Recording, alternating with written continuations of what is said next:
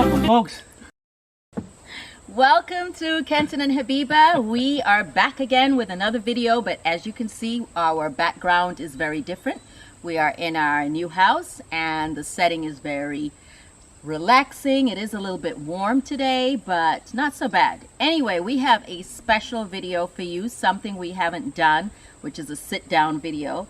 And what makes it special is hopefully Kenton will be doing most of the talking. So this is entirely about Kenton and not about Habiba. We're going to learn a little bit more about Kenton. That's impossible. What do you mean that's impossible? Impossible. But anyway, Kenton, I am sure our viewers have been watching us now. Many of them are loyal viewers that have been watching us for years, and they want to know who the real Kenton is. Not just the guy who's making jokes, making me laugh, making them laugh. Who would you say Kenton is? And I'm being serious. Well, I'm still waiting on some results from 23andMe. But I did get some results, and I found out that I am not your father. So I'm pretty sure I've always known you're not my father, and I'm sure if my father is watching this, he's like, what are you talking about? Then why did I take that test? All right. Kenton. That's the big reveal. That is not the big reveal. What? Come on. Come on, what? They don't have time for your jokes. We're being serious now. Oh, life's too short. Well, I know, just, I don't know. All right, perhaps I was being vague. Let's start off with something simple, Kenton. Yes. Where are you from? For those who don't know. Well, I grew up in California. I'm from California. Uh-huh. So, are you talking about like geographically? Whatever you want to answer, go ahead. Well, yeah, no, I grew up in California and been all over this country. Right. Why, is there something you know I don't know? Kenton, Who's my father? I'm being very serious, okay, right now. So, Kenton. Yes, Habiba. Apparently you have something to tell us. What is it that you are planning to do? So what is it that you are doing? Well, starting next week, I will be enrolled as a first-year law student. Wow. Yeah. Wow. Yep. So I can write up my own divorce papers. Go ahead and write up your divorce papers. Whatever. I don't think you're planning to be a divorce lawyer. Is that a specific type of lawyer? Yeah, that's kind of... What kind of lawyer are you trying to be? Well, I'm looking at either litigation, specifically in malpractice, Okay. or in legal compliance, healthcare. But working in healthcare is one, or in litigation. Mm-hmm. Possibly criminal law, but then that would be for defense, as a defense attorney. So why law school now? For those of you, obviously, who've been watching us, you know that we have teenage children. We are young, but we're not that young. Why law school now? Well, it's a good time. So I felt it was time to, I think, I'll be able to take that challenge. I had to also get some things in line. Spent most of my time and energy focusing on the family, and as the kids are moving on, then I was ready for the next phase. Okay. So for people who don't know what you actually do now, what is it that you do now career-wise? Besides be my husband and the kid's father. I'm a professional dancer for people who are into teddy bears. Kenton. I don't like to get into details. All right. But it's completely different than what you do now, isn't? I mean, than what you're planning to do, isn't it? Well, sort of. Maybe. No, it is. I mean, I'm in healthcare. I work as a professional in healthcare. So, you know. And is that what you've always done? What you do in the past? Well, prior to that, I worked as a practice administrator for 10 years, managing a clinic, medical clinic. So yeah, I've been in healthcare for quite a while in regards direct patient care, Right. to now towards more of in a healthcare system.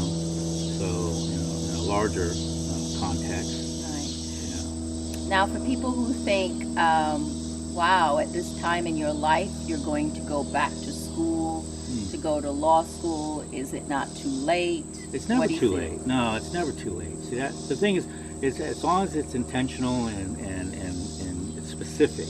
If you're just going back just to go back, Right. which it's nothing wrong with that either per se, but again, as long as it's intentional, meaning that you're trying to achieve some meaningful end. For me, it's about augmenting my skills where I can help people more.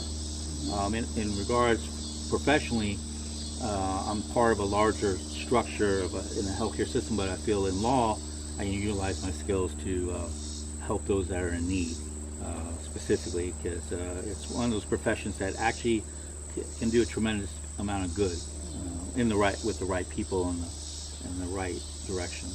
For those who don't know, when we met back in college many, many years ago, I was pre-med and pre-med and a theater major.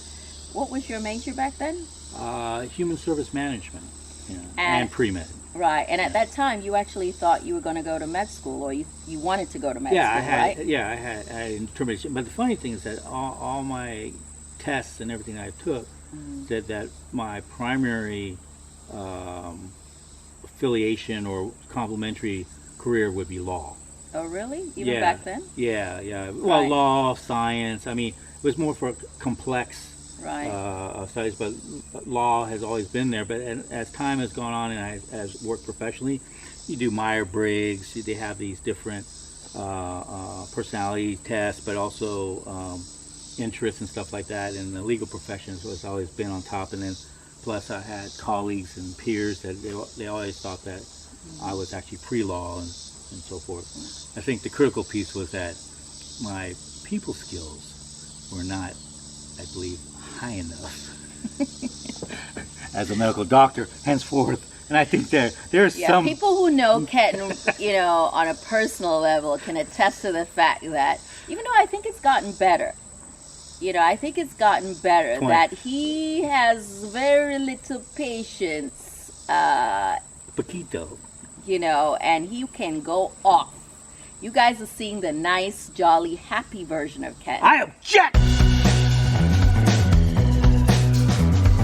But really, anyway, I would just say that it has gotten better over the years. It's definitely gotten better with children, and I think with your experience actually in healthcare has helped sort of mellow you out a bit, and I think allowed you to be a little bit more compassionate when it comes to just people in general, people who may not be of the same intellectual capacity, or I don't know, or just like sometimes there are people just aggravate some of us, and we have low tolerance for it. Well, yeah, but no, I would definitely say that there's a couple factors. Yeah, you're absolutely right. I think having children, especially when you love, starting with you and also with our children, love unconditionally. Right. I think part of it too is learning to forgive oneself. I think I was very judgmental as a younger person because I was also very harsh with myself in that sense. And then so forgiveness is a critical piece. That doesn't mean you don't hold yourself accountable. Right. But you have to understand that we're all flawed, and Right. people make decisions. And I think that the other thing too is that working in the clinic and seeing people vulnerable, and that people will do things and say things, but again, you got to take people in their totality and not just Right, and just also in that the one point. context of where they're coming That's from. the whole person. And so Right. many times it's very easy to extrapolate something and say that signifies that person completely. Now, of course, if someone repetitively does things that are negative and hurtful, then yeah, you have to call people onto that. And not some people, that is their totality because of Now, their how do you history. think working so far in the healthcare industry has changed you? When you look back at the 20, 21-year-old Kenton and now the matured version yeah, I know of you're Kenton. trying to say that. you know. No, I wasn't sure if I should just throw out your age or not. I mean, it's up respect to you. If you want to put it out there, it's fine. You know, no, I mean, you know, you know, age is just a number, right? What's half a century? You know, so. You look good though for half a century. Not good enough. So, you know, I'm like the not fine wine, but the cork that's in the on top of the wine. So. Okay. So. But, no, I mean, I think when you have a little bit more life under your belt, and I think that's also part of the reason why I think the law school now is a good fit, because now I have the temperance to be a true counselor.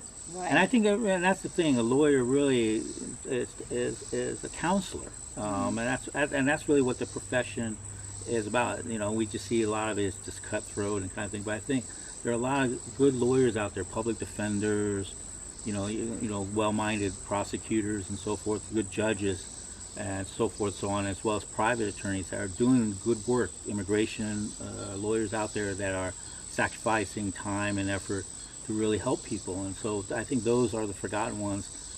So for people who don't know, Kenton's been juggling a full-time job and also going to school. So far, what has that been like to be a non-traditional student? Well, yeah, being a non-traditional student is exactly that. It's how to effectively manage your time and expectations. You know, trying to meet,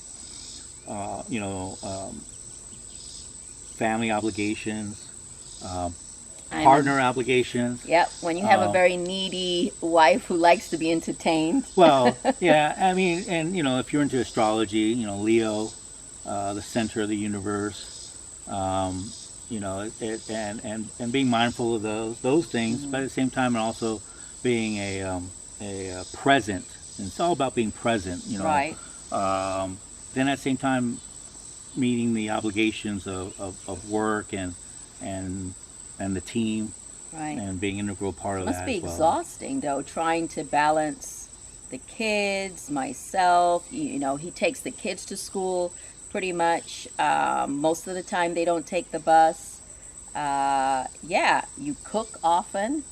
I mean, I just want to acknowledge that you do a lot for the household, myself, the kids, and manage to go to school and manage to work a full-time job.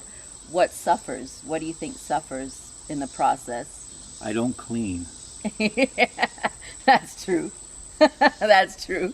You can't do it all. Yeah, that's true. Multitasking stuff. Yeah, that's true. I do most of the cleaning, and the kids do. I don't. Kids are older now, so they can do it. I am an absolute mess, and I've kind of let my body go a little bit out of stress. I think that's the thing, is you got to take care of yourself. That's true. I've had a few health challenges. Last month has been the worst. Actually, physically, I've been, because normally I'm in pretty good shape, but luckily they're not major. I will say they're not major. Yeah. You know, he pushes himself a little too much, a little too hard. He'll try to, you know, just go and lift things that he probably should ask help for. Yeah. But, you know, your typical man. What do you think now, looking at where you are? You haven't started law school. Law school actually starts Tuesday, next week. In a few days. August 12th.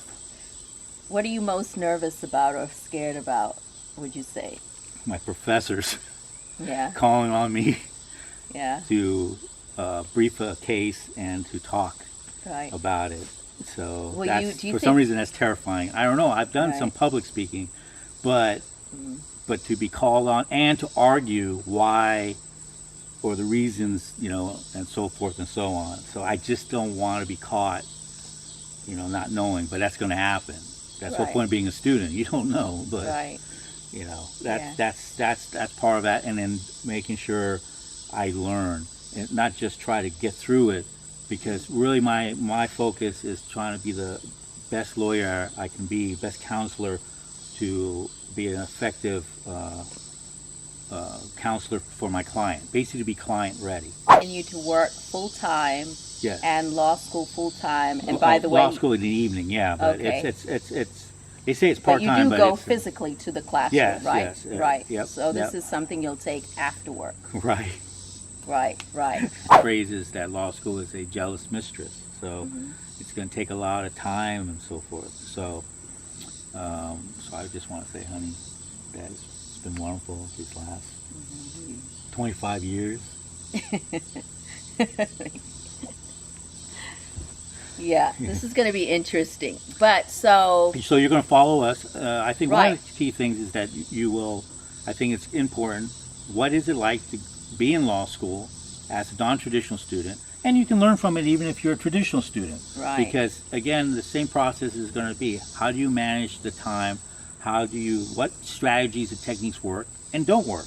You know, and what better thing to do is to see someone that actually is going through it and actually and really share with you, you know, the pain and the trials and tribulations. So you're promising to share, or you're promising to come say hi to them. I mean, I know it's going to be overwhelming to, again, balance work and school and all of these responsibilities. But I know you may not necessarily have that much time for YouTube. But because it is Kenton and Habiba, you guys want to see Kenton, don't you? Please comment below, thumbs up, that you want to continue to see Kenton on this channel. Because I'm just sort of trying to let you guys know ahead. If you don't see him, you know what he's doing. But we're going to try, right? Well, of course, because I'll try anything for you. Aw. Kenton, just stop. What is that? So, yeah, we are looking forward to this journey. I mean, I'm really excited for you. This has been a long one coming for so many years, you guys. Even though Kenton may not share this, but for so many years, I've always thought Kenton can do anything and everything he wants to. I know a lot of people look at me and they think, oh, you're so creative and this and this and that. But Kenton is equally as creative, extremely smart. You know, it's just different. But Yeah, he's very, very different. smart. Yeah. And Different. anyone who comes in contact with him realizes that, because they always Milk and somehow cheese. want to tease out information or get, you know, help for something, because he knows a lot about a lot of things because of his experience. I'm constantly being pimped. He's constantly being pimped for information. Pimp. And there probably Now it's isn't my a turn job to be a that he hasn't pimp. been. What? To be a player. No. no? I'm Oh, I'm not sorry. sure law school's going to like that. Think about that. Oh, yeah, that's right. Maybe I'll represent some pimps. Yes. But Pimps yeah. need lawyers too. Yeah, this is going to be funny. Well, not funny. It's going to be interesting. You're going to be exhausted, and I'm going to see how long you can laugh and joke around. Have to, baby. Yeah. Or you crack. You can't take everything so seriously. I mean, there's time to play, and then there's time to work. Right. But you know, but the thing is that you gotta have a grain and a sense of humor, because if you take everything seriously, then what happens is you miss That's the joy. the really serious person. You Yeah. guys don't know. When he was younger, Kenton was very serious. Very, very serious. And I learned from my mistakes. You need to balance. Right. You know, you can't always be playing, but you can't always be so tight Right. that you miss life. Exactly. That's the thing. You gotta Exactly. balance it out. Exactly. So if you could talk to the Kenton in the next, let's say, 10 years. Kenton in 10 years, what would you like him to know about you now? Because you're going to change.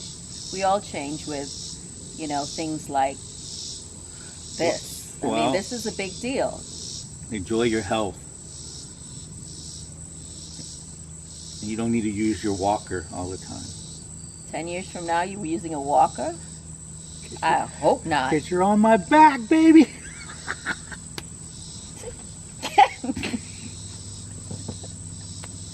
No. Please, God, I pray not. So, anyway, advice. What I tell my advice is just enjoy the ride, learn as much as you can. No, you know how, like, okay, when you were like 20, Yeah, that's a long there are time. there are things that you look back and you probably changed, and some things maybe didn't change. And then there are things, you know, like continue to have fun, or, you know, don't forget who you are type of situation. don't get so serious about everything. Well, I think You know. my core values are still pretty much intact. They're just refined. I think what I've changed is my level of empathy and compassion, and being more sensitive to the needs of others. Right. I think that those things have changed, and I think they'll continue to be. I think one other thing is to being an advocate for people, and trying to find specific ways to be advocates, whether either informally, one-on-one, or formally by creating processes and structures that matter to people's lives.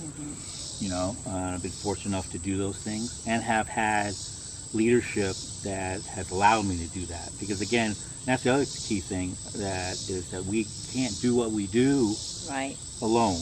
Right. We need and depend on each other. And I think when we engage in very divisive value systems, you know, and us versus them, and try to separate each other based upon false concepts like race, you know, gender, stuff like that, then I think we do ourselves a disservice in making the world a better place for our children and for our children's children. Older adults that's considering a new career or new venture, but is scared or is worried about their responsibilities. Yeah.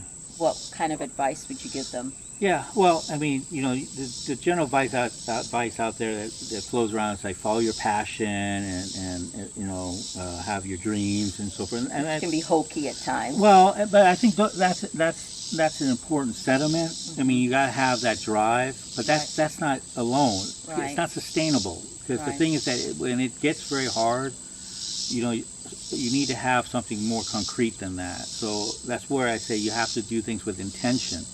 So that, and one of the things is that is being honest with yourself. What are you doing that you're trying to do? And you have to have a clear idea, or clear as possible. What are the sacrifices that you can see, and what are you willing to give up in your pursuit of it? Right. And if your tolerance level, you know, is low, meaning that you're not comfortable with uncertainty, with stress, with change, Right. then you may have to rethink or look for ways that can, you know, minimize that type of stresses. So for example, like when you do go, you know, as an adult learner, you know, you're going to go in with people that are younger, or people that are fresh out of school, and so, you know, the learning curve might be steeper, so you may need to then allocate more time. So do you have the time? You may have to allocate also more resources, such as, you know, you can't take a second job, so finances are going to be a little strict. You also have to make sure that your relationship is solid. That's actually a very critical thing, that there's understanding, support, that you're both on the same page. That you're on the same page, you know. And definitely, if you're trying to go into it solely for money, you know, I really think you need to rethink that. I mean, that's one possible reason, but that can't be the only reason. And the reason I say that is because, again, that's the level of uncertainty. Don't know where the economy is going to go, how the job market's going to be. I mean, we hear enough tales about, you know, any type of profession. You come out and you realize it's not what you expect it to be. So, and I think so. It's important to do as much research as possible. I was about to say, right. And, you know, in the field or whatever you're doing.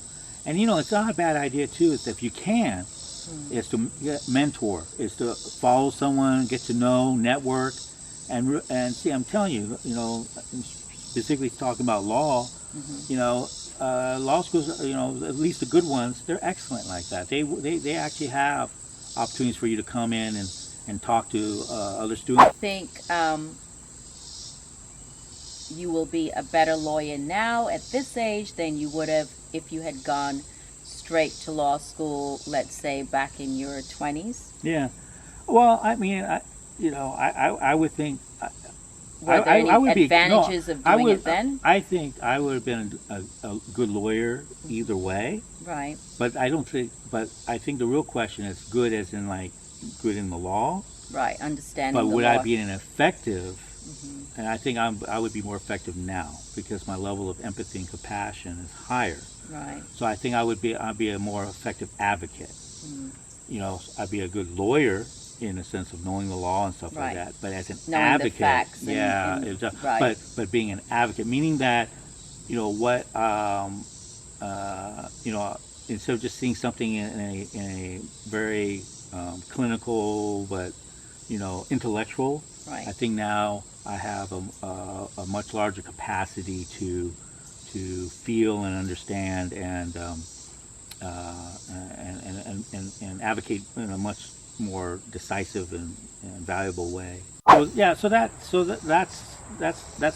just to let you guys know what's going on. And again, any input or anything that you specifically have questions about in regards to this process, or in really anything in general in regards to pursuing your dreams and how to you know, get from where A to Z and so forth, you know, go ahead and put in your comments and suggestions. You know, we look at them and Abiba responds.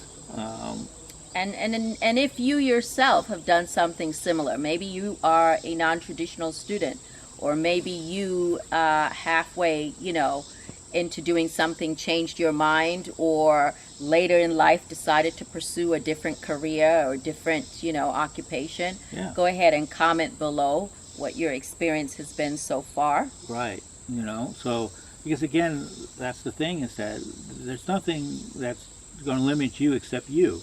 So just, you know, they're too old or it's too late and stuff like that. Again, as long as you plan and you do things with intention and you do your research, you know, then the odds are going to be in your favor that you will be successful. And working again with people as a team, because you're not alone, and that's the thing here. And definitely as part of the Abiba and Kenton family. Kenton and Habiba family. Yeah. We are here to support you. That's right. Absolutely. As well as you supporting us. So if you have questions and stuff, again, you know, with our combined experience and so forth, we're more than happy to share and teach. Because, you know, the only way we can get better is we support each other. So thank you so much for watching. We hope you were inspired or learned something new. And we hope you have subscribed if you haven't yet. Don't forget to comment, of course, and like. We really appreciate it. It helps the channel. We are growing, and with your help, we will continue to do so. Thank you. Thank you, thank you, thank you. We love you guys. Thank you so much.